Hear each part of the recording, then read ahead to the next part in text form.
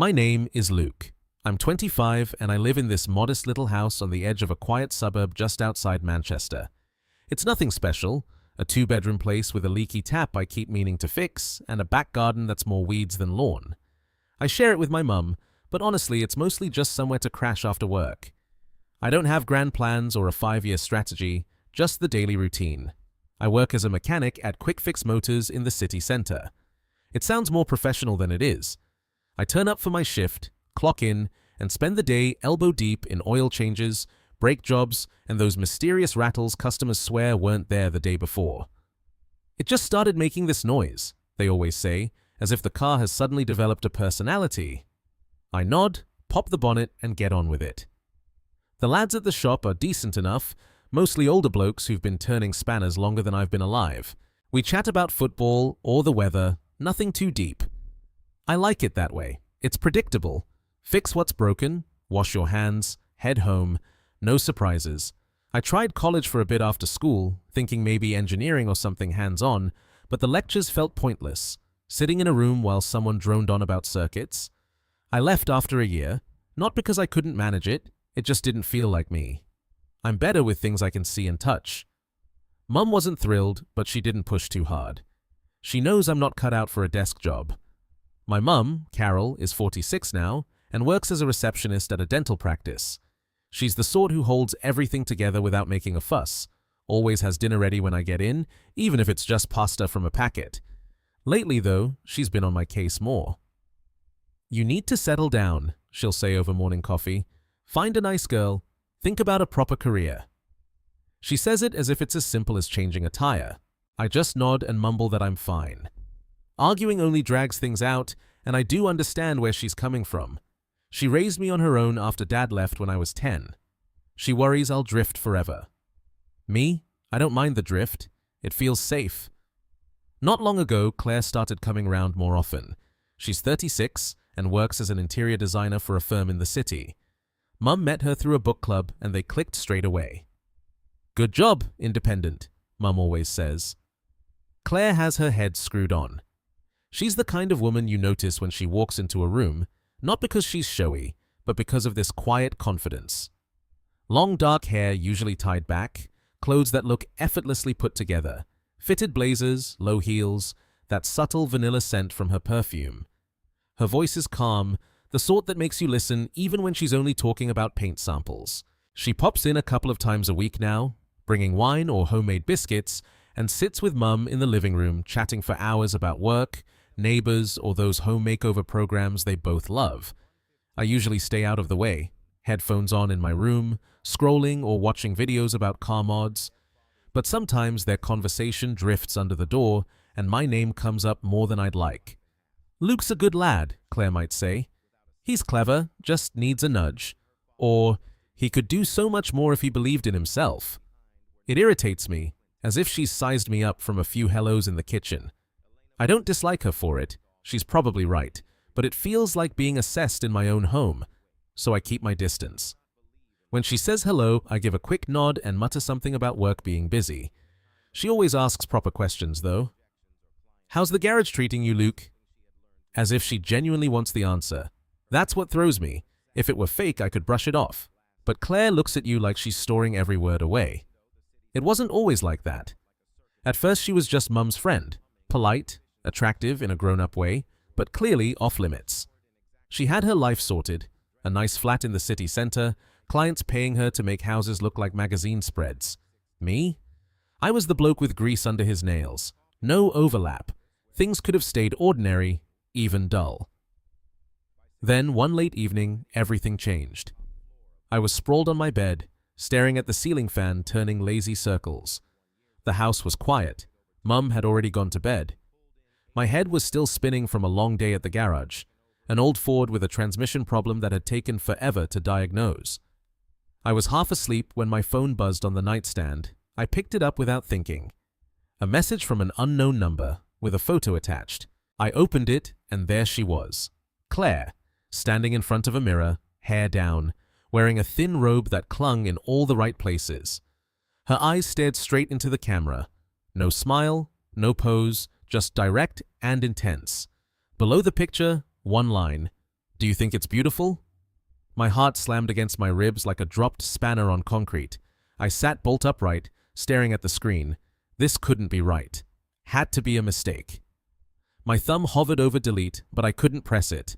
I looked too long, far too long. Finally, with shaky fingers, I typed back. Did you send this by mistake? The reply came almost instantly. No mistake, and I don't regret it. I dropped the phone as if it had burned me. The screen glowed in the dark room, her words staring back. Claire, Mum's best friend, the woman who sat in our living room laughing about terrible telly, had just pulled me into something I wasn't ready for. I lay back down, but sleep had vanished. My mind raced. Delete it. Block the number. Pretend it never happened. Yet deep down, a part of me I didn't want to admit to didn't want to. For the first time in ages, I felt seen. Not as the drifting sun, not as the garage lad, just seen. And that terrified me. Waking up, it hit me like a hangover without the drink. That photo was still burned into my brain, my phone charging on the nightstand like it was radioactive. I stared at the ceiling, trying to convince myself it had been a dream or some glitch. But when I checked, the message was still there. No mistake, and I don't regret it. I deleted the thread, yet it didn't help. It was like trying to unsee something you can't forget. I dragged myself downstairs. The smell of coffee pulled me into the kitchen. Mum was already there, humming an old tune as she poured a mug. She looked up and smiled the same as always. "Morning, Luke. Sleep all right?" I mumbled something and grabbed a bowl for cereal, eyes fixed on the counter. My hands felt clumsy, as if I were hiding a secret in my pocket. If she knew. God, if she knew. She stirred her coffee and leaned against the fridge. "Claire's coming over later. Said she'd bring those lemon bars you like. Isn't that nice?" My stomach twisted. Lemon bars, as if everything were normal. I forced a nod. "Yeah, sounds good." Inside, my mind was screaming. Claire, coming here. After that, I shoveled cereal down, barely tasting it, then made some excuse about needing to get to work early. Mum waved me off. "Don't work too hard, love." The drive to the garage was a blur. Manchester traffic was light that early, but my head wasn't. I cranked the radio, some classic rock station blasting guitars to drown out the noise in my skull. At work, I threw myself into the routine. First, an oil change on a battered Ford pickup. I slid underneath, wrench in hand, focusing on the drip tray and the bolts. Turn, loosen, drain. Simple. Fixable. But every few minutes her face flashed up, those eyes in the photo staring straight through me. I shook it off, wiped my hands on a rag, and moved to the next car. Brake pads on a Honda. Grind the rotors, check the calipers. The lads joked around. One of them ribbed me for being quiet. "Rough night, lad?" I laughed it off. "Nah, just tired." But yeah, it was rough. How do you act normal after something like that? During my lunch break, I sat in the break room picking at a sandwich when my phone buzzed. Mum again. A photo attachment. I hesitated, then opened it. There they were. Mum and Claire at our kitchen table, plates of lemon bars in front of them. Mum grinning wide.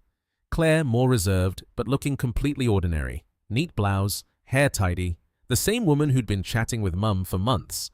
No hint of the night before. The caption read, "Claire's treats are the best. Come home soon." I stared too long, then sent back a thumbs up emoji. What else could I say? The rest of the shift dragged. I fixed a leaky exhaust on a Subaru, listened to the radio fade in and out with static, and tried not to check my phone. I did anyway. No new messages. Part of me was relieved, another part wasn't. When my shift ended, I was wiped out, grease under my nails, shirt sticking to my back from the heat in the bay. I clocked out, said goodbye to the lads, and headed home. Claire's sleek SUV was still in the drive, the kind that quietly says, "I've got my life sorted." I took a breath, walked in, and there they were in the living room. Mum on the couch, Claire in the armchair, both with tea mugs in hand. The air smelled of citrus and sugar. "Luke, perfect timing," Mum lit up. "Claire's still here. Come and try these bars." I forced a smile, dropped my keys on the table. "Hey." My eyes flicked to Claire. She looked up, calm as ever. "Hi Luke, how was work?" Her voice was steady and polite. But when our eyes met, just for a second, there it was. That shared secret right under Mum's nose. My pulse kicked up. I grabbed a bar, bit in, tart, sweet. "Good," I said through a mouthful. Mum chatted on about some neighbor's renovation, but I barely heard. I retreated to the kitchen, heart pounding. I leaned against the counter staring at the sink when my phone vibrated. Her number. The message: "Meet me at the park by the reservoir. We'll walk." No question, no please, just a time and place. I didn't reply. What was there to say? Block her? Tell Mum? Pretend it never happened? I shoved the phone away and went back to the living room, acting normal. Claire was mid-story, laughing lightly. She didn't glance at me again, as if nothing had changed, but everything had. The evening crawled on. Dinner with Mum, spaghetti, her talking about work, me nodding along. After helping with the dishes, my mind elsewhere, I told Mum I was meeting a mate from the shop. "Don't stay out too late," she said. I grabbed my keys and left. The park by the reservoir on the outskirts was dark when I arrived, street lamps casting long shadows. Wind picked up, cool and sharp. Her car was already there. I pulled in beside it and got out. Claire was leaning against the bonnet, arms crossed, in a simple jacket and jeans. No makeup, hair loose. She looked real, not the polished version from our house. "You came," she said, voice low, almost surprised. "Yeah. I didn't know what else to do." I shoved my hands in my pockets, staring at the ground. We started walking along the path. Gravel crunched under our shoes. The water was black in the night.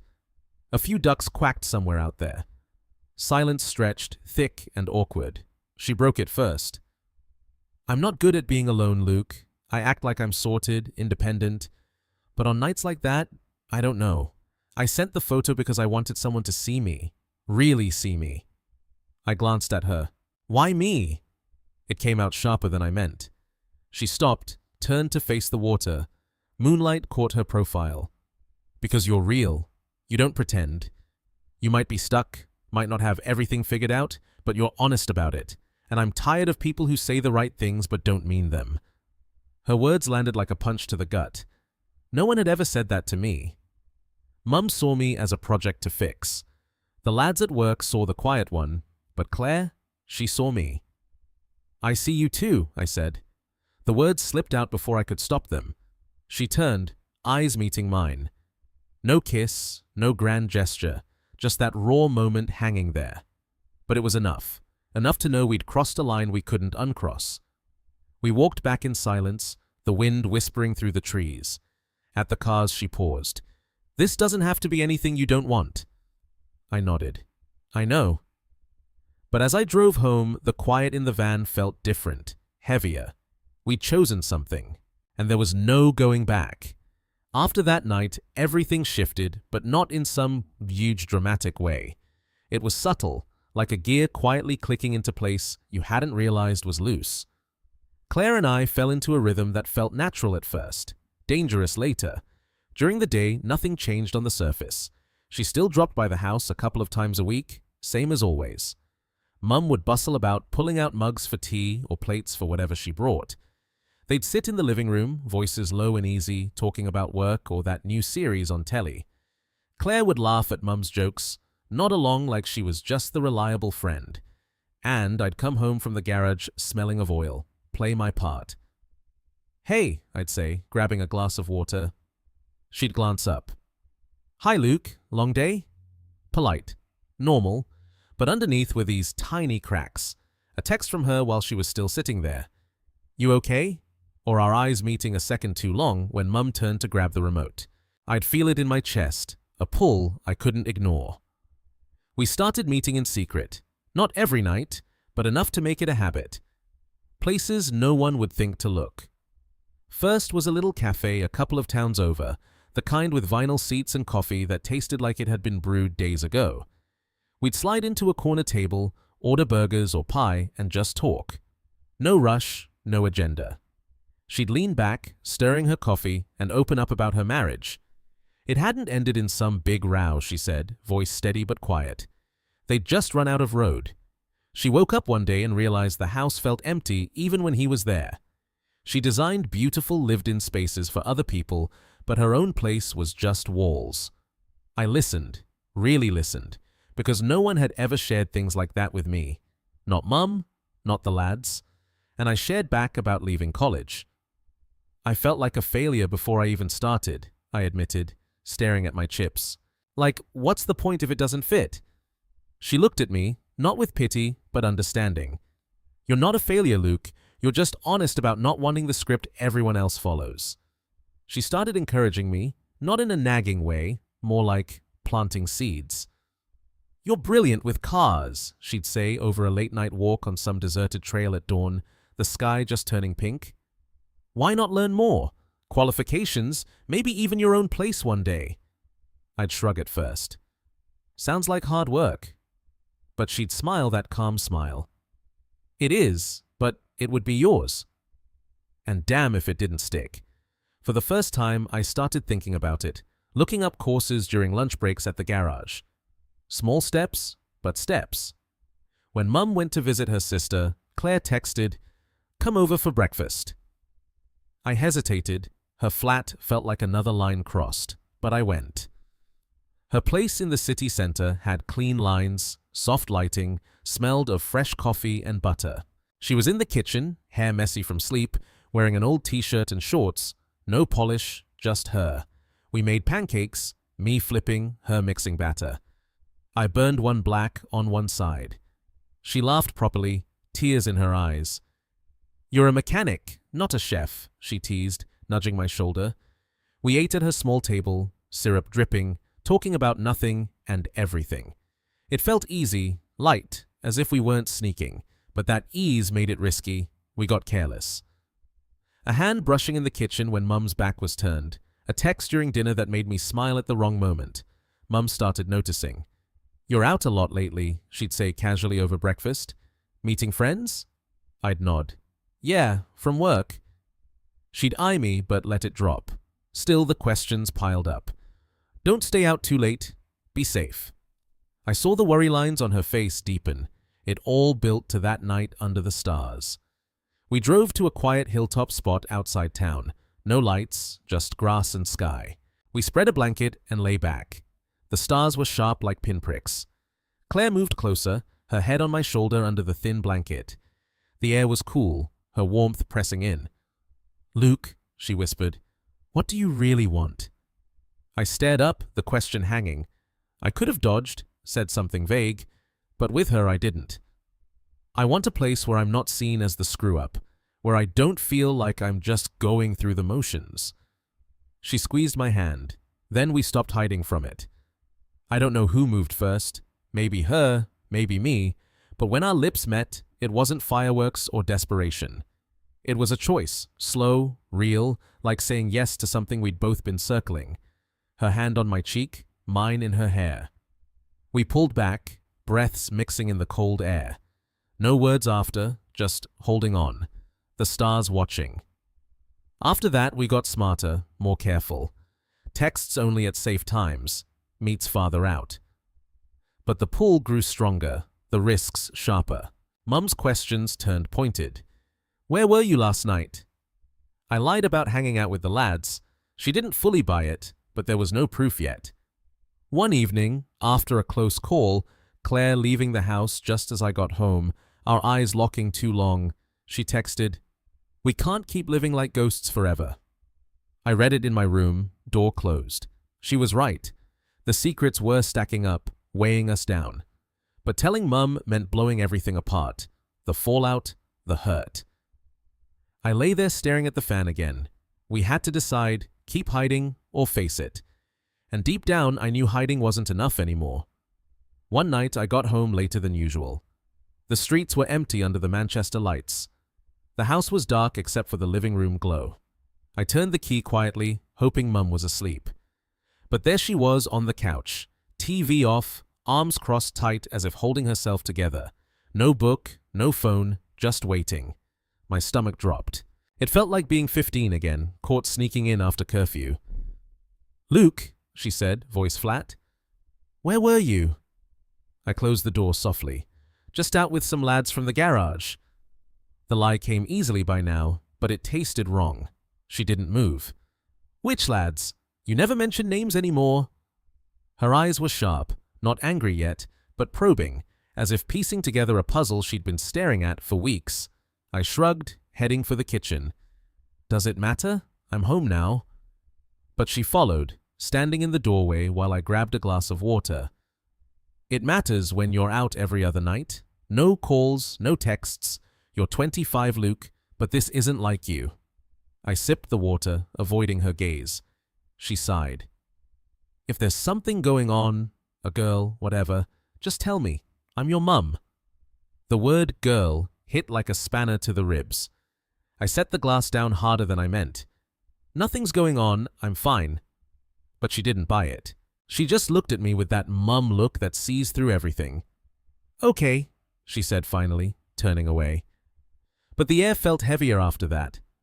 Later, my phone buzzed while I was under a car at the garage. Claire, we need to talk.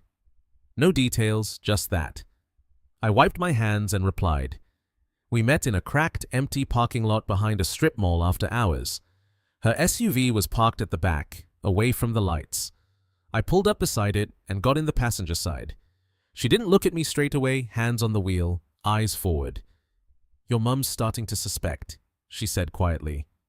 I knew. I leaned back, staring at the dashboard. We can't keep this up forever, Luke. The sneaking, the lies, it's eating at us both. And if she finds out some other way... She trailed off, but I knew it would be worse.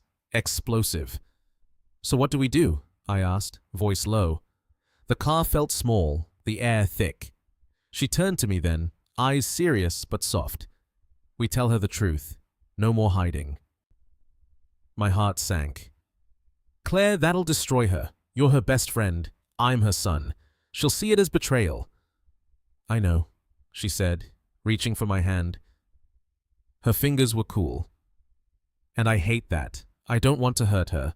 But living like this, pretending in her house while we steal moments, it's not fair to any of us, she squeezed. If we keep going, we do it right, out in the open, or we stop. The word stop hung there, sharp. I pulled my hand away, rubbing my face. I don't want to stop. It came out raw, honest. She nodded. Me neither. So we tell her. We sat in silence after that, the lot emptying as shops closed. Headlights swept by occasionally, but no one noticed us. Finally, I agreed. Okay, but how? When? A day when she's not busy, she said. We'll go together. Make it clear it's us, not some fling. My mind raced, telling Mum, picturing her face, the shock, the hurt, twisted me up. That night, I barely slept, lying in bed imagining every scenario. Her crying, yelling, kicking me out, or worse, the silence that cuts deeper than words. Work felt mechanical in the days that followed. Lift a car, check the suspension, lower it. Home was tense. Mum's questions sharper. Out again tonight? I'd mumble excuses. Claire came over once, acting normal, but the air crackled. We decided on a day when Mum would be home early with no plans. Claire would come round with a new brownie recipe. Then we'd tell her. The doorbell rang soon after I got home from the garage. I'd showered off the grime and paced my room, heart hammering. Mum was in the living room, feet up, flipping through a magazine. Claire's swinging by with that new brownie recipe. You sticking around? Yeah, I said, voice steadier than I felt. Actually, yeah. Claire arrived looking calm, jeans, jumper, plate in hand, but I saw the tension in her jaw. Mum hugged her, took the brownies. These smell amazing. Come sit. We all settled in the living room. Mum on the couch, Claire in the chair, me opposite. Small talk flowed. Work, weather, but my palms were sweating. Finally, I cleared my throat. Mum, we need to talk about something. She set the magazine down, eyebrows raised. What is it? You okay? I glanced at Claire. She nodded faintly, giving me strength. It's about me and Claire. We're seeing each other. We have feelings. The room went still. The magazine slipped from her lap, hitting the floor with a soft thud. She stared at me, then at Claire. What? It was a whisper, as if she hoped she'd misheard. I repeated it slower. Me and Claire. It's real. Mum stood up, face paling. Claire, you're my friend. Her voice cracked as she turned to her. You come here, sit in my house, and… this? Claire stayed seated, voice even. Carol, I'm so sorry. I didn't plan to hurt you, but I couldn't pretend anymore. We couldn't. Mum spun to me. Luke, you're young. She's older, and she's my best friend. What were you thinking? I stood too, heat rising. I wasn't thinking like that. I chose this. I'm not a kid, Mum. Claire sees me, the real me, not the version you want to fix. That lit the fuse. Tears welled in her eyes. Fix? I've given everything for you, and you repay me with this betrayal. She pointed at Claire. You took advantage of him. No, Claire said softly. It wasn't like that. Mum wiped her face, shaking. Get out, both of you. Now. We didn't argue. Claire grabbed her coat. I followed. The door slammed behind us, the sound echoing in the cold Manchester air. We walked to her car in silence. The neighborhood was quiet, as if nothing had happened.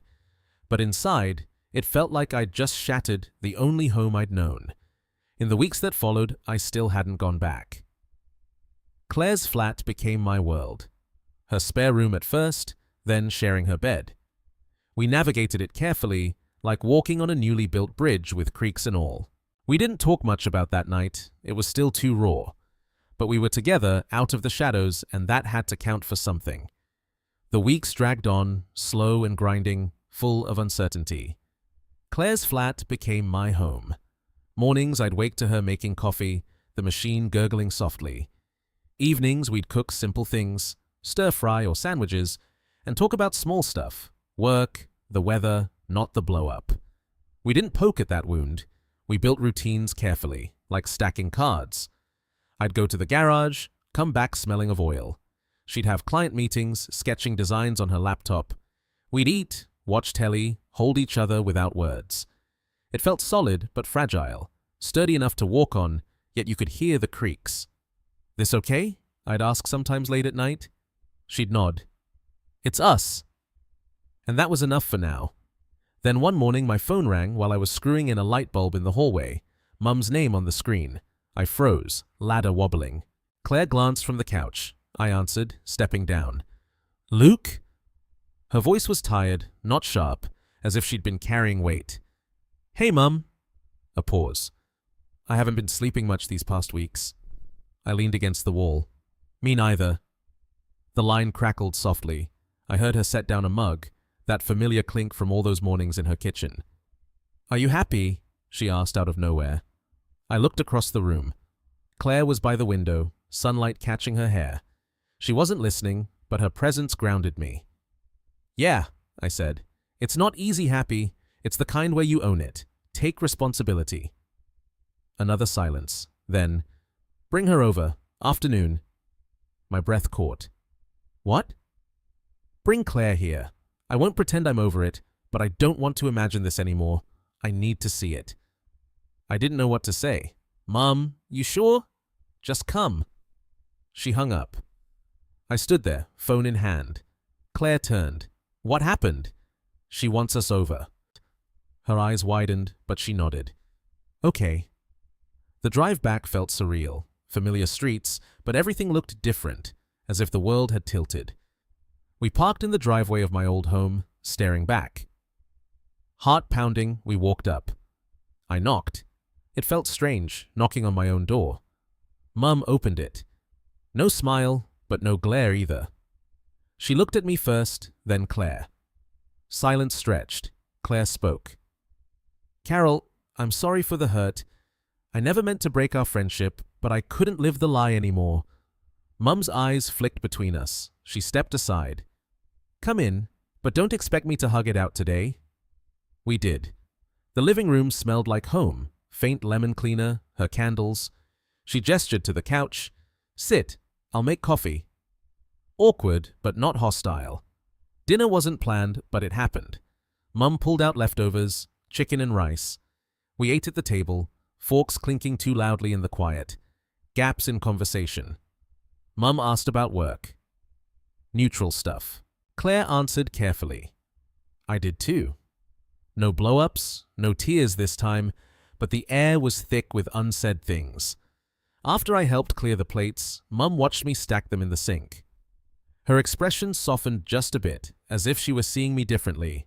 Not the boy, but the man. Later on the porch, while Claire waited in the car, Mum joined me. Cool air, leaves rustling. I was scared of losing you, she said softly. You won't, I replied. I'm still here. She looked at the garden, the old maple shedding. As long as you don't vanish from my life, the rest I'll try to understand. We didn't hug, but she nodded. Drive safe. Back in the car, heading to Claire's, our place now, she reached over and took my hand. Not out of fear, but out of choice.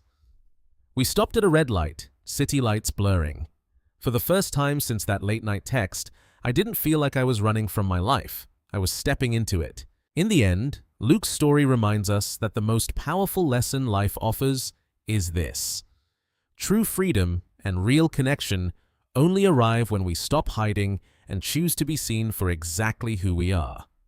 For so long, he drifted through his days feeling invisible. Just the lad with grease under his nails, the son his mum quietly worried about fixing. Then, one vulnerable message from Claire cracked everything open. What began as terror became the moment he finally admitted he wanted more than safe routines and half-lived dreams. The hardest part wasn't falling for her. It was finding the courage to tell his mum the truth, knowing it might shatter the only home he'd ever known. Yet in that painful honesty, something beautiful happened. Carol saw her son not as a project to mend, but as a man making his own choices. And Luke discovered that being loved for your real self, messy, uncertain, still figuring it out, is worth every risk. That quiet walk home with Claire's hand in his, the city lights blurring past, wasn't just the end of secrets, it was the beginning of a life he actually chose. So if you've ever felt stuck, unseen, or scared to speak your truth because it might hurt the people you love most, remember Luke. Being honest doesn't always fix everything overnight, but it frees you to build something genuine. If this story moved you, drop a comment below and tell me, what's one truth you've been afraid to say out loud? And if you want more heartfelt tales like this, hit that subscribe button and the bell. I'd love to have you along for the ride. Cheers!